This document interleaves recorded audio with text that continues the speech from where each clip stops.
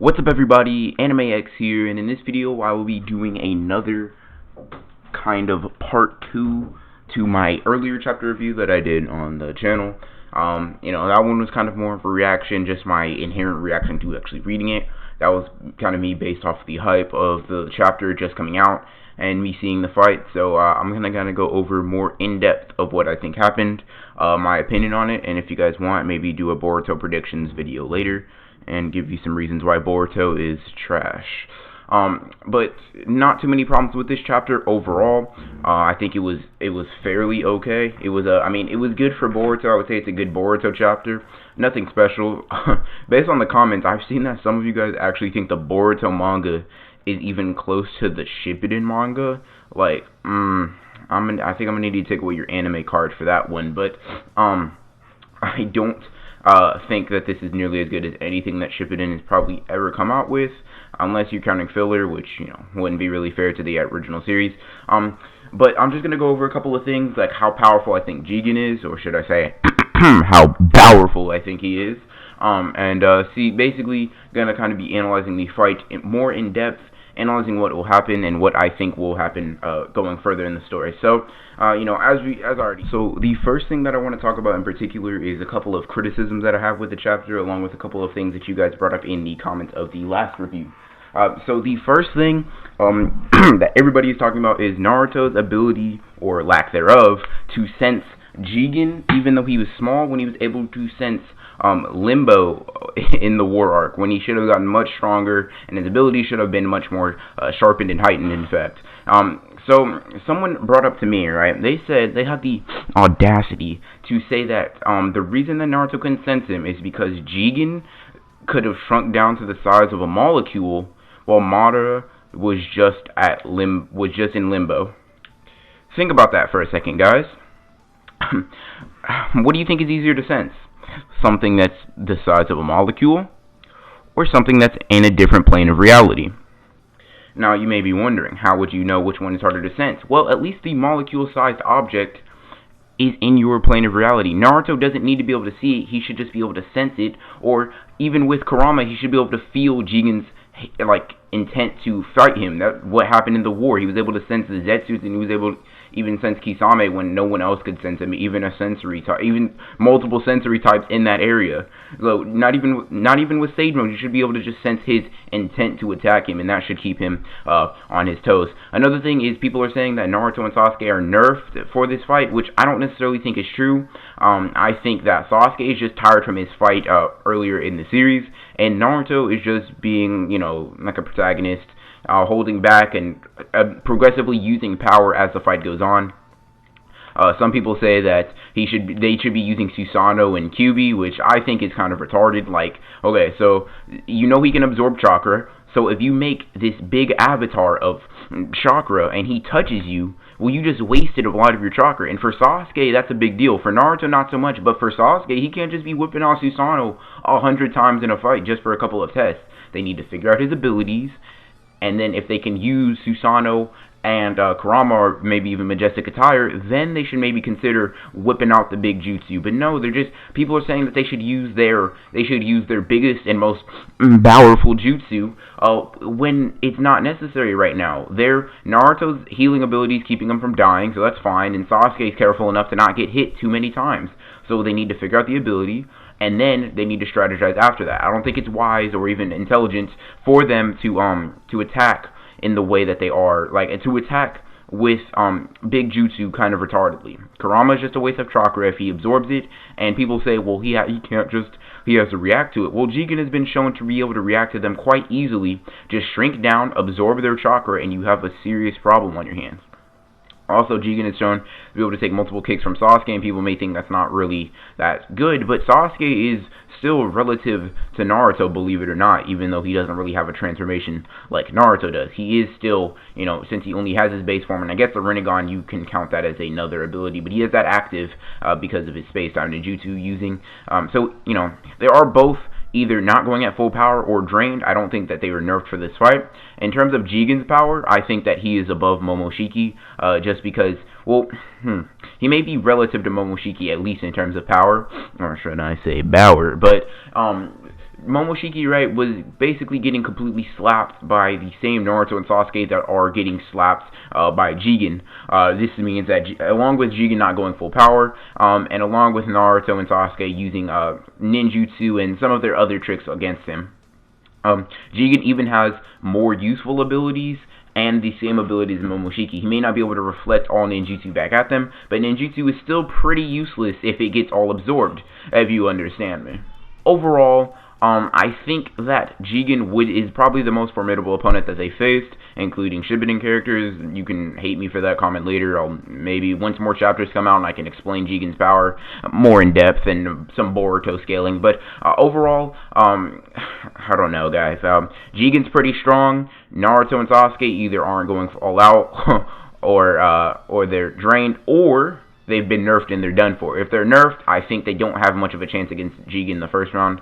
But that's just my opinion. As I already said in my earlier review, we start off with Naruto and Jigen going at it. Jigen talks about Naruto. He tells Naruto to just get out of the way, just let him have Kawaki and they'll be good. We see a ton of chakra emanating off of Jigen while doing this, and we see a ton of chakra emanating off of Naruto, looking pretty menacing for both of them. Kawaki then says that he'll give in to Jigen's demand so long as he doesn't hurt Naruto or hurt anyone in the village. Naruto obviously can't accept this since he's the Hokage and since he's Naruto, never mind, he's not even the main character anymore, I forgot. Boruto is. But Naruto basically will not let anyone be taken from the village or harmed, especially when, they're friends of Boruto or someone in his village and under his leadership. We then move on to Naruto, not allowing that, Jigen getting upset and teleporting Naruto away instantly. When this happened, I was quite worried that Naruto died right then and there. I thought that Naruto had just been vaporized or something. The look on Kawaki's face when this happens, Naruto's reaction, it just all contributed to me thinking that, hey, Naruto is gone. And then we go to the next panel and we see that Naruto and Jigen land in an alternate dimension, which, thank God they did, or else I would have been quite upset that Naruto is just dead, just like that, a pretty uneventful death. They probably couldn't have done that even if they wanted to. But basically, taken to a different dimension. Jigen's like, yeah, I'm out of here, and he's about to leave until Sasuke comes in clutch with the kick. In my other review, I said they only get one hit off, and that was kind of at the end of the chapter. I didn't count this hit, mainly because it was kind of a sneak attack thing, so Jigen was, not really fighting Sasuke at the time, so Sasuke just came in with the clutch help, that sneak attack, that sucker punch or sucker kick in this situation.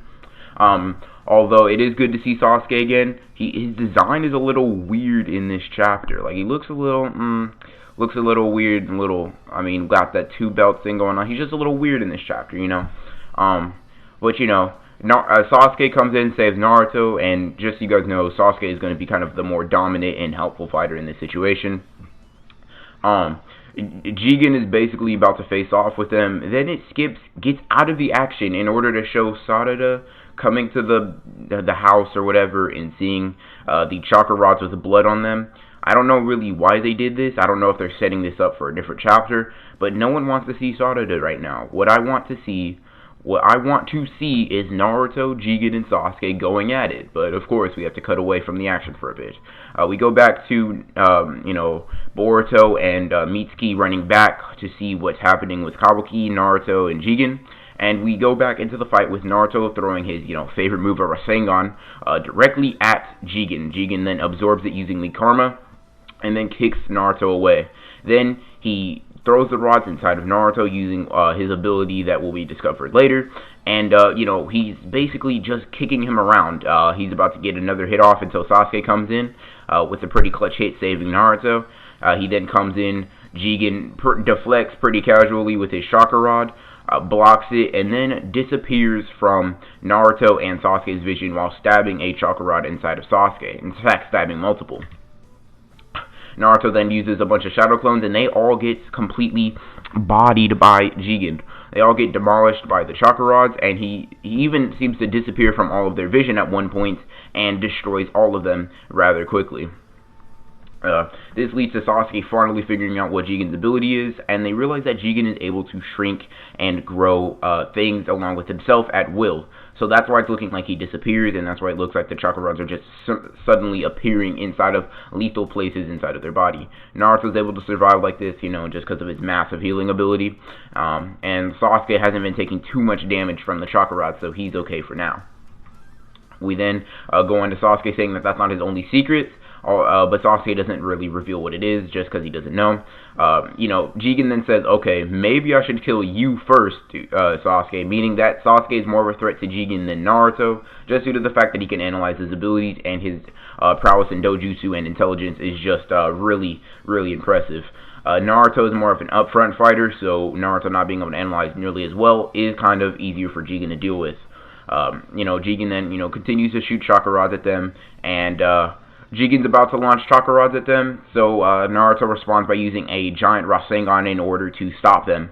This is actually a smart use of the Rasengan on Naruto's part, although he may have just wanted to use a Rasengan just for the sake of Rasengans. Naruto, literally the god of all ninjutsu, only uses Rasengan in this fight, which is pretty interesting. Well, that's not true. He uses Shadow Clone as well, but, his two main arsenal, not really much else, not really mixing it up, I guess. But then Jigen and Naruto run at each other. They clash a little bit, with Naruto and Jigen clashing along with Sasuke. Jigen's able to hold both of them back, and then he disappears. Naruto then, he then disappears behind Naruto. Sasuke tells him where he is. Then Naruto throws a giant Rasengan at him, in order to force Jigen to reveal his location. This makes Sasuke then stab at him, okay, and warp away. He says it's natural that his abilities have weakness, and he's learned something. This is Jigen, by the way, and then he tells them that they will never be as lucky as they were just then. Now, if that wasn't a powerful line, I don't really know what is. That was such a cold line, and he just pulls out the horn on them, right? Jigen is about to go in on Naruto and Sasuke. Now, I get it, Naruto and Sasuke haven't displayed all of their abilities, and Sasuke may be drained and Naruto may not be going at full power. But I don't think it's fair to assume that they were holding back much in the forms that they were already in. I mean, Naruto, I don't think he would just be getting stabbed left and right if he could avoid that in his normal state. Sasuke, on the other hand, is kind of drained from his previous fights in the manga. But Jigen wasn't going full power either, so we will see how this will end up playing out. It's pretty interesting. Now, if you guys want me to give a quick predictions, in case you don't want a full video on it, I think that Jigen will end up completely bodying Naruto and Sasuke in the next chapter. Sasuke will figure out Jigen's next ability, and it will be too much for them to handle, in my opinion. I think Naruto and Sasuke will be forced to use every ounce of power that they have in order to fight them. Although it won't be enough, Jigen will force them to return back to the village, but I think it will be kind of like Jigen has to back away as well, because he may have run out of chakra, or just got tired of fighting and wants to regroup later. But I think this forces Naruto and Sasuke to go back to the village and protect Kawaki at all costs, and a kind of sort of stalemate, even though I think Jigen would be the more dominant side of the fight in this encounter. All in all, this chapter was pretty alright, I would say. I mean, it was, like I said, it was on the better end for a Boruto chapter, although I feel like the chapters are super short. I didn't count the exact amount of pages that were in the chapter, although I did fly through this chapter rather quickly. I do wish that the chapters were longer just because of the monthly structure of it, although I do kind of understand making manga chapters is hard with the art and everything and the story-wise. Although, I feel like 40 to 50 pages would be necessary for monthly monthly chapters coming out, but that's just my opinion. If you guys have your own opinion and own predictions on the manga, just comment those down below. And if you want me to do my own separate opinion on what I think will happen in the Boruto manga, maybe tomorrow or even the day after that, guys, just let me know, and I will make sure to get that video out ASAP. I'll leave a poll or whatever up top in the right hand corner so you guys can kind of decide. As always, guys, hope you guys enjoyed the video. Hit that like button if you want more Boruto content, and if you're new to the channel, consider subscribing and hitting the bell so you don't miss out when I put out more Boruto content or what if, since that's kind of mainly what I do on the channel. But as always, guys, this is AnimeX, signing off.